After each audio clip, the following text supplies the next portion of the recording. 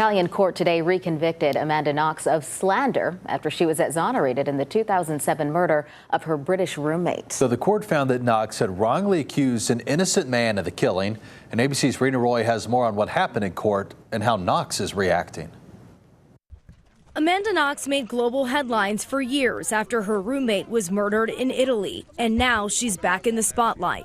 Today, an Italian court sentencing her to 3 years in prison after finding Knox, in a written statement in 2007, had wrongly accused an innocent man of killing 21-year-old Meredith Kircher. We were looking for having a dismissal, and we don't know exactly what is the logic behind this decision. Knox, now 36 years old and married with 2 children, reportedly showing no emotion in court as the verdict was read, giving an emotional speech beforehand, asking to be cleared of the slander charges. Knox admitting she wrongly accused Patrick Lumumba, a Congolese owner of the bar where she worked part-time while studying abroad in Italy, saying she was under pressure from police and had no way of knowing who the killer was. Knox discussing the slander charge on her podcast Labyrinths back in December. My argument is that I was coerced into signing those statements, and I never intended to implicate myself or others in a crime that I didn't commit. Knox will not have to serve the 3 years,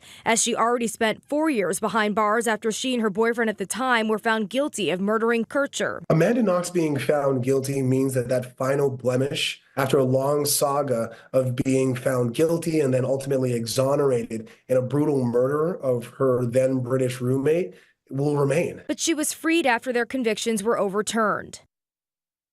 The motivation behind the court's decision will be released in 60 days. From there, Knox's lawyer says they'll decide if they'll appeal the slander conviction. Rena Roy, ABC News, New York.